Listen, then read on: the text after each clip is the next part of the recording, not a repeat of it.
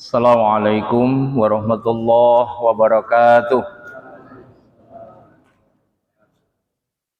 Innal hamdalillah nahmaduhu wa nasta'inuhu wa nastaghfiruh wa na'udzu billahi min sururi anfusina wa min sayyiati a'malina. May yahdihillahu fala mudhillalah wa may yudlil fala hadiyalah.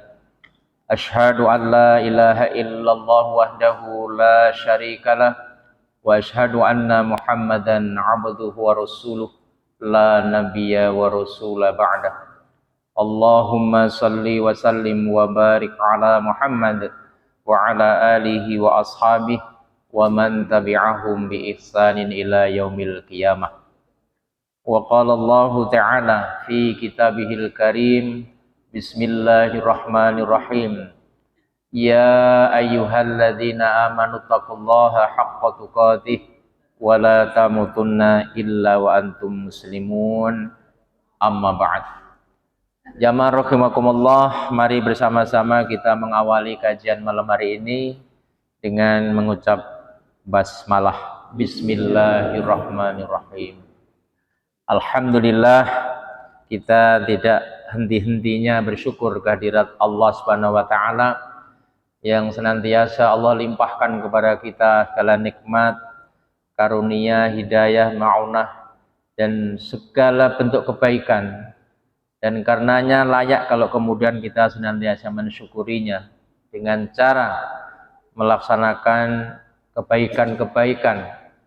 Kemudian kita juga berikhtiar secara sungguh-sungguh meninggalkan apa yang dicegah Allah Subhanahu wa taala. Salawat dan salam Allah tetapkan atas baginda Rasulullah Muhammad sallallahu alaihi wasallam, kepada keluarga, para sahabat dan kita sekalian yang senantiasa istiqomah di dalam mengikuti sunnah-sunnahnya ila yaumil qiyamah. Amin ya rabbal alamin. Berbahagia sekali malam hari ini, cuacanya alhamdulillah cerah dan jamaahnya juga saya lihat tetap istiqomah. Dan mudah-mudahan sifat istiqomah ini bisa kita bawa sampai di akhir kehidupan kita. Jadi istiqomah dalam kebaikan. Nah, kajian malam hari ini akan kita lanjutkan, yaitu tentang zuhud. Nah, mungkin diantara kita ada yang pernah dengar kata-kata zuhud. Sebelum kita kupas lebih lanjut, sebagai satu mukaddimah, mari kita bertanya. Orang sekian banyak ini kalau disuruh milih, pengen jadi orang baik atau orang menjadi tidak baik? Nah, gimana Pak Wandi? Pengen jadi orang baik, sing apik. Dan saya kira 99,9% orang-orang yang tinggal di dunia ini, itu kalau ditanya pengen jadi orang baik atau pengen menjadi orang tidak baik, pasti milihnya menjadi orang baik gitu. Mungkin 1-2 lah yang pengen jadi orang jahat itu. Ya. Bahkan seorang penjahat pun itu ketika ditanya dalam tingkat kesadaran, ya, seperti sidang-sidang terakhir Ferdi Sambo itu juga pengen jadi orang baik, walaupun sudah melakukan perbuatan pembunuhan gitu. Artinya fitrah manusia itu pengen baik, Pak. Karena itu jangan selalu menyimpulkan kalau orang hari ini jahat, jangan kemudian distempel selamanya pasti jahat. Bisa saja sekarang jahat, lain waktu menjadi orang baik. Atau sebaliknya, orang yang hari ini kelihatan baik, kalau dia tidak hati-hati bisa menjadi orang jahat. Nah, itulah pentingnya kita waspada. Tapi kembali, kalau disuruh milih, kita pasti pengen menjadi orang baik di mata Allah Subhanahu wa ta'ala. Saudaraku yang dirahmati Allah, ciri-ciri orang, ya, yang dikehendaki baik oleh Allah itu ada 3. Jadi bahasanya gini, kalau Allah menghendaki seseorang itu baik, orang itu memiliki 3 ciri. Nanti silahkan sambil saya ngomong bapak-bapak ngeresapi, ya, punya belum 3 ciri itu. Ya. Kalau belum, nggak lulus. Ya. Ciri pertama, ketika Allah menghendaki seseorang itu baik, ia dimudahkan di dalam urusan agama ini, Pak. Sambil bayangin nih, aku termasuk dimudahkan atau disulitkan ya? Dimudahkan. Maksudnya dimudahkan bagaimana? Dia merasa ringan tanpa ada beban, senang ketika melaksanakan perintah agama.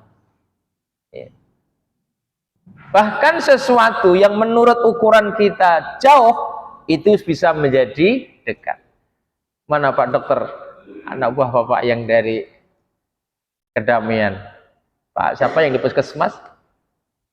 Biasanya kan nggak pernah telat. Jauh Pak. Resiko hujan, jalannya luar biasa itu. Tapi bisa sampai di majelis ini. Jadi yang jauh bisa menjadi dekat. Yang berat bisa terasa ringan. Itu ciri orang-orang yang dikehendaki baik oleh Allah. Begitu senangnya merengkuh kebenaran, merengkuh kebaikan, merespon kebaikan. Sebab ada orang yang sesungguhnya di depan matanya itu banyak kebaikan, tetapi dia tidak ringan dia. Berat dia. Ambillah misal masjid kita ini. Masjid ini tidak ada orang mengatakan tidak baik, namanya Baitullah, Pak. Rumah Allah itu mesti baik. Bahkan kalau ditandingkan dengan rumah-rumah bapak-bapak yang mewah-mewah itu, tidak akan bisa mengalahkan indahnya masjid. Tempat ini baik. Di tempat ini ada sholat. Sholat itu baik enggak? Baik. Sholat berjamaah itu baik. Ngaji itu baik. Tapi kenapa orang sekitar masjid tidak tertarik semuanya ke masjid? Ini persoalan. Ada yang asyik ngurusi dunia. Dari pagi sampai sore ngurusi dunia. Ya Allah ya Rahman. Dan gitu nggak kaya-kaya. Tapi insya Allah bapak-bapak ya, dimanapun bapak tinggal, ketika ada kebaikan sampian samber, itu tandanya Allah menghendaki kita berbuat baik. Sampai orang-orang seperti ini tidak pernah membedakan amalan besar, amalan kecil, amalan wajib, amalan sunnah. Selalu saya ingatkan, jadi kalau bapak-bapak saudaraku setiap jam 3 malam bangun tanpa ada yang memerintah dan bapak tunaikan qiyamul lail, demi Allah, Allah sedang menghendaki Anda baik. Sebab ada orang itu yang dikasih kesempatan begitu, ya sudah bangun dia, tapi tidak dia samber itu kebaikan. Bangun kemudian kencing, tidur lagi. Wah ini kacau ini. Ya. Ini yang pertama cirinya. Ketika Allah menghendaki kebaikan atas seorang hamba, hamba itu dimudahkan dalam urusan agama. Ngaji itu seneng Pak, gembira. Kalau nggak ngaji sehari itu rasanya ketagihan. Baca Quran itu seneng itu. Ke masjid itu seneng, walaupun gerimis-gerimis seneng. Itu tandanya orang yang dikehendaki Allah baik itu. Mudah-mudahan kita termasuk di situ loh Pak. Amin. Ciri yang kedua, ketika Allah menghendaki hambanya baik, maka hamba itu diberikan, ditanamkan sifat zuhud dalam jiwanya. Apa itu zuhud? Nanti akan kita kaji setelah penjelasan ini, insyaallah. Yang ketiga, ketika Allah menghendaki seseorang itu baik, maka orang itu disibukkan untuk mengetahui, mencari aib dirinya, dan dia tidak punya waktu untuk meneliti aib orang lain. Jangan dibalik. Jadi kalau kita kok senengnya nyari-nyari aib orang, neliti aib orang, tapi kita lupa aib diri kita sendiri, itu kita tidak sedang dipilih Allah menjadi orang yang baik. Orang yang baik itu orang yang selalu muhasabatun nafs, mengintrospeksi diri. Udah dalam umur sekian puluh tahun, udah 50 tahun lebih ini, kira-kira kalau besok mati, ya Allah, amalku sudah pantas belum untuk menjadi asbab masuk surgamu? Umur sudah sekian tahun ini kira-kira amal kebaikan dan keburukanku berat mana? Terus dia mencari cacat dirinya. Tapi kalau orang tiap hari justru mencari aib saudaranya dan dia lengah terhadap aib dirinya, Anda kita sedang tidak dipilih Allah menjadi orang yang baik. 3 ciri, Pak. Ini seperti yang dikatakan oleh Imam An-Nawawi Al-Bantani. Nanti bisa dibaca dalam kitab-kitab beliau, ulama masyhur. Nah, kemudian dari 3 ciri itu malam ini akan kita kaji satu saja, yaitu tentang ciri yang kedua. Orang dinyatakan baik apabila dia memiliki sifat zuhud. Pernah dengar zuhud? Biasanya kalau yang biasa belajar ilmu tasawuf, istilah zuhud, wara', qanaah, yakin, itu akan terus didengarkan. Walaupun kita bukan ahli dalam bidang tasawuf, tetapi kan tidak salah kalau kemudian kita juga mengambil kebaikan dari ilmu tasawuf. Karena kadang-kadang manusia itu terlena, Pak. Ada yang asyik dalam urusan ibadah mahdhah, sholat rajin, puasa rajin, zakat rajin, tetapi di dalam pengelolaan jiwanya lemah.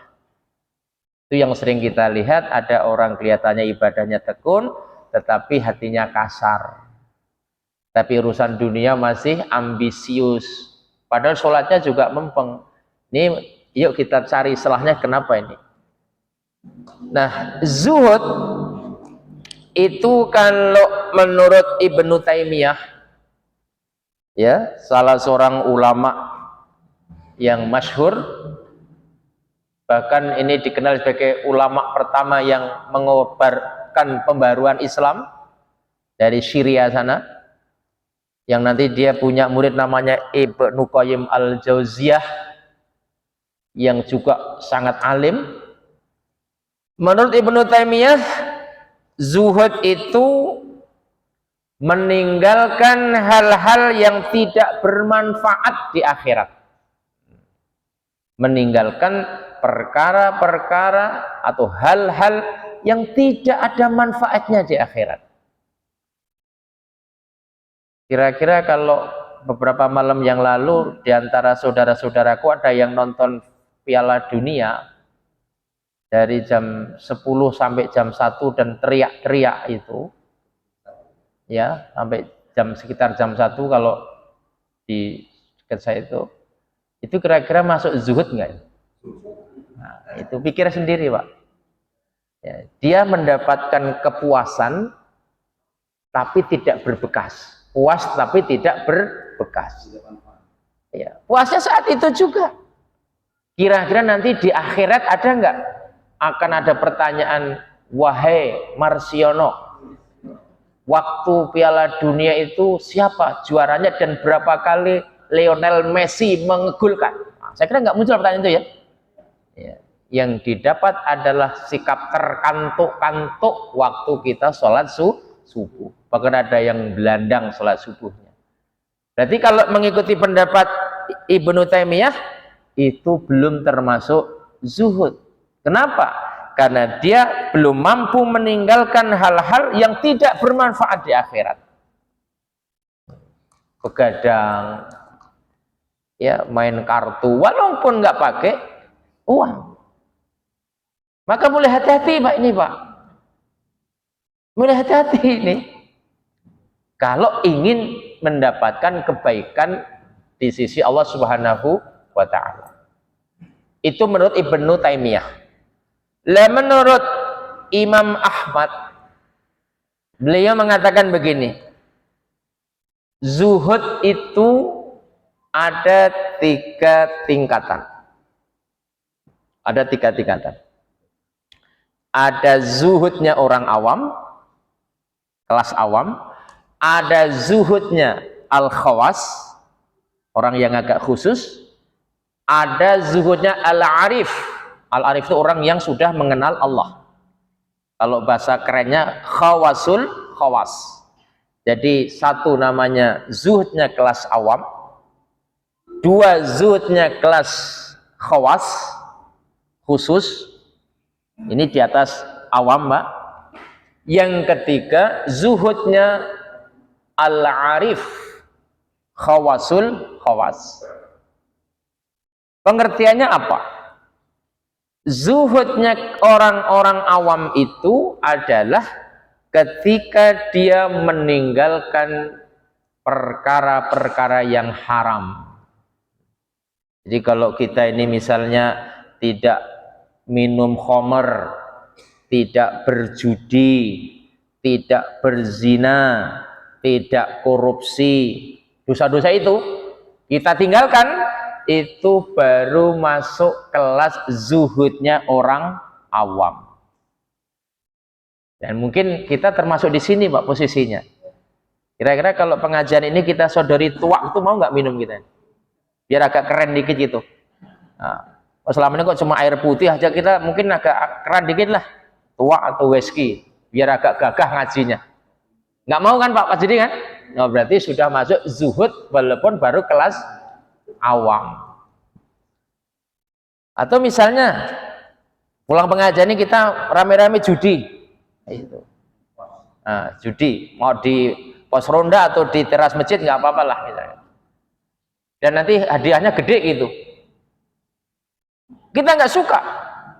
Haram itu Ustaz. Nah, itu artinya kita sudah zuhud, Pak. Walaupun levelnya itu level zuhudnya kelas awam. Yaitu ketika seseorang sudah mampu meninggalkan perkara-perkara yang diharamkan agama. Ini menurut Imam Ahmad masuk kategori zuhud kelas awam. Nah, terus kalau zuhudnya kelas khawas, khawas itu khusus di atas awam, yaitu ketika seseorang mampu meninggalkan, hati-hati nih, mampu meninggalkan kelebihan dari segala hal yang dihalalkan. Ini bahasanya perlu perenungan, itu perlu memet ini Pak.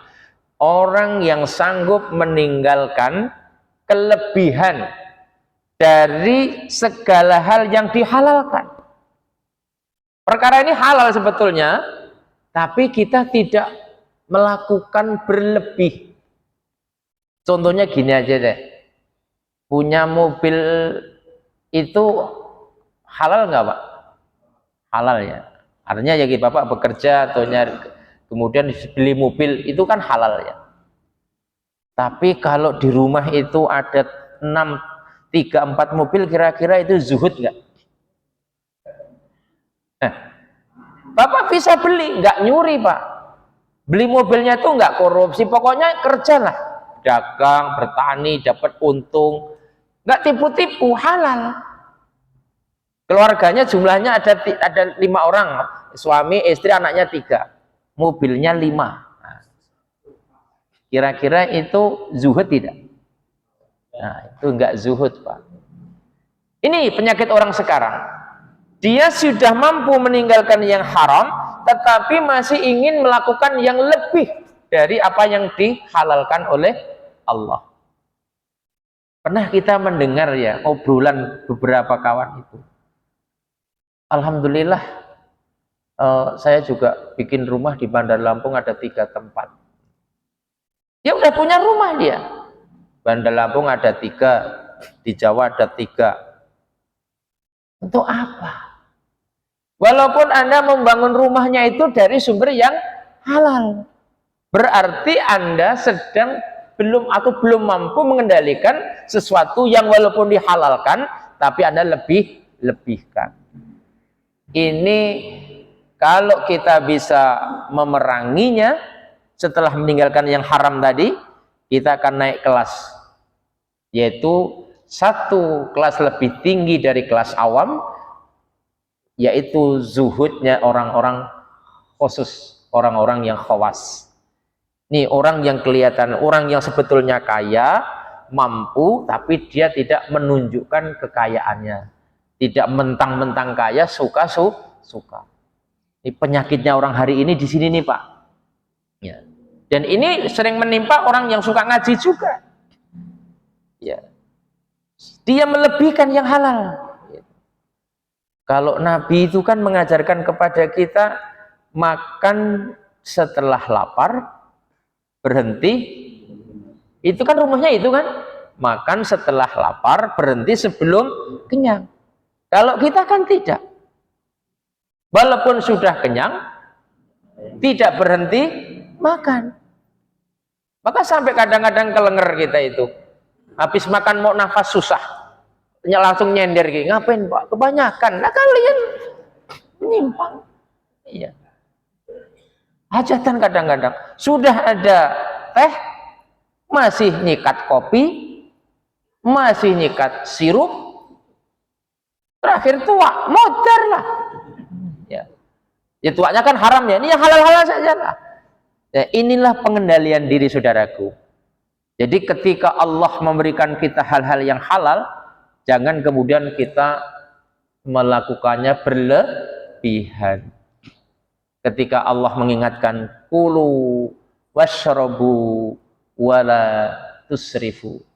Silahkan Anda makan, silahkan Anda minum, tapi jangan berlebihan. Termasuk dalam urusan-urusan yang lain. Jadi zuhudnya al-khawas. Ketika dia bisa meninggalkan kelebihan dari segala hal yang dihalalkan Allah. Nah, yang ketiga, ini lebih berat lagi. Zuhudnya al-arif. Al-arif itu tingkat tertinggi, Pak. Awam, khawas, arif. Khawasul khawas, orang yang spesial. Orang yang mengenal Allah. Apa bentuk mereka itu? Dikatakan zuhudnya orang al-arif, yaitu ketika mereka telah mampu meninggalkan setiap hal yang dapat melalaikan dari mengingat Allah Subhanahu wa ta'ala. Hanya melalaikan saja. Orang yang sudah meninggalkan segala perkara, yang kalau perkara itu kita kerjakan, kita menjadi lalai terhadap Allah Subhanahu wa ta'ala. Yuk sekarang kita uji diri kita ini.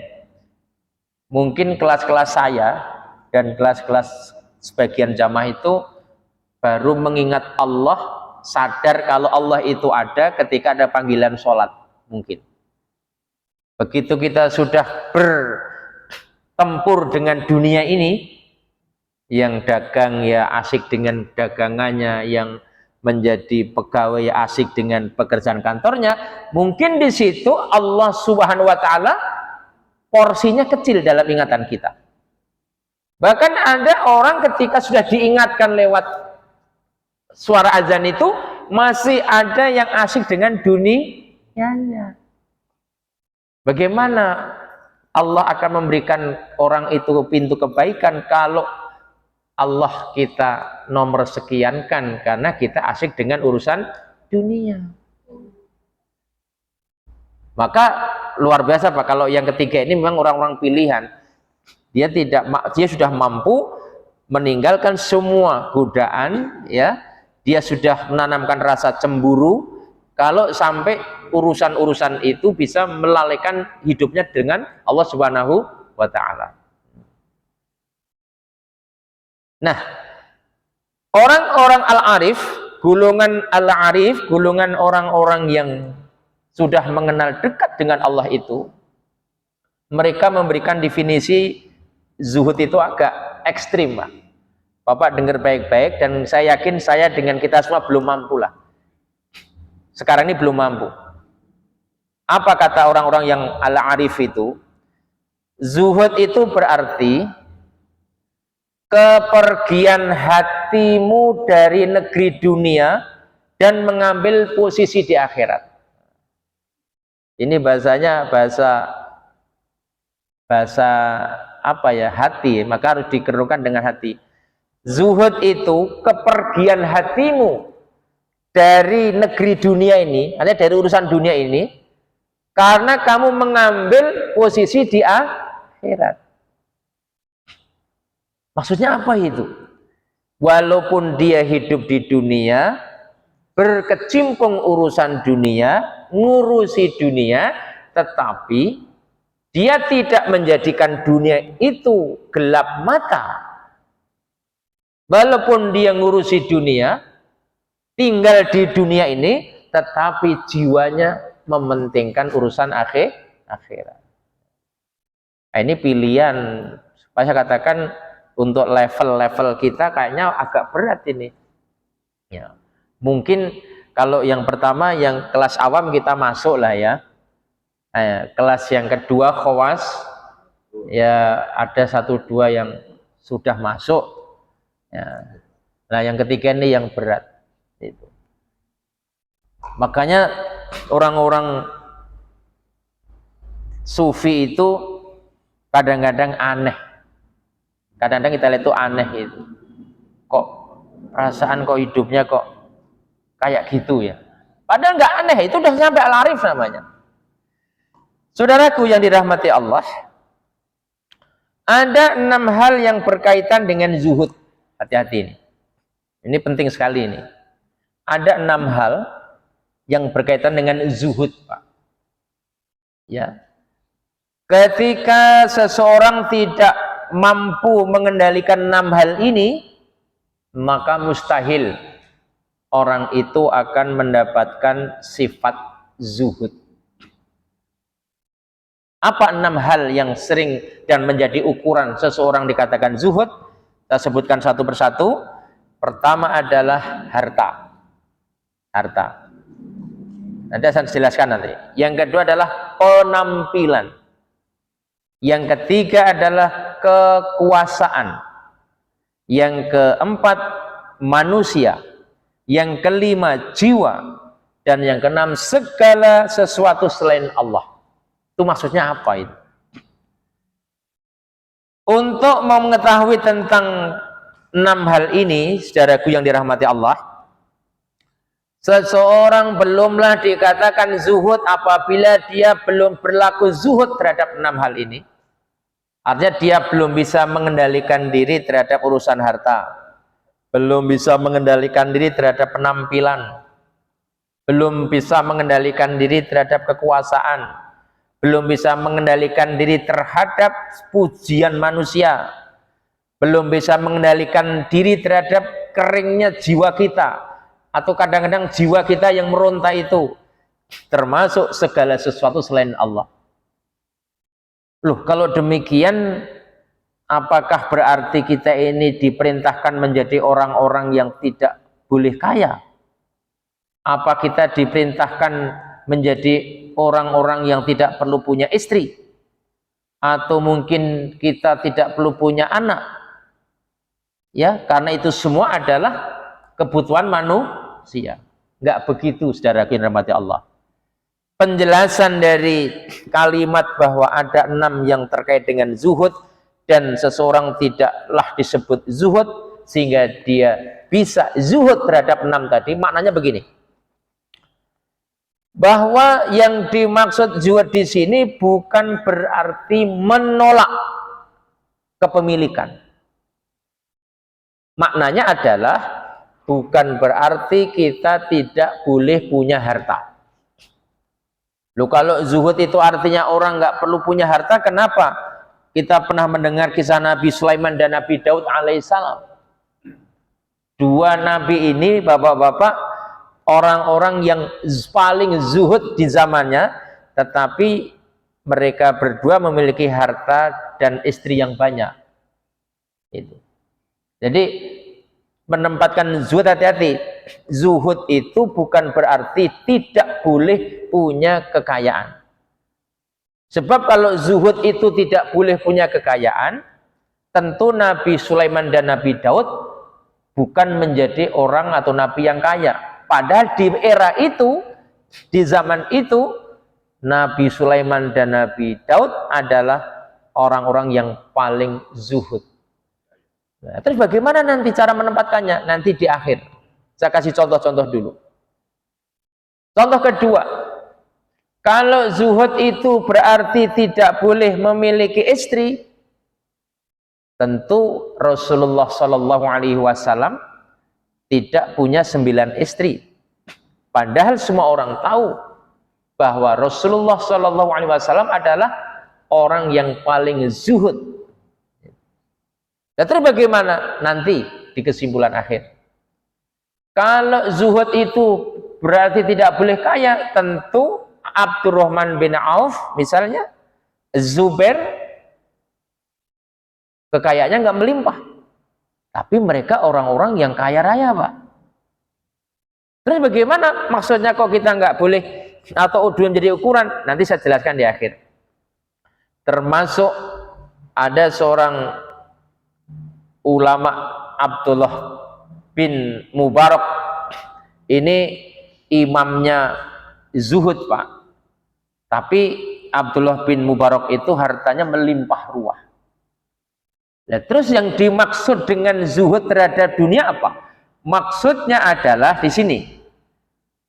Zuhud di urusan dunia bukan berarti mengharamkan dunia, tetapi hendaklah apa yang di tangan Allah itu kita yakini lebih baik dari apa yang kamu miliki.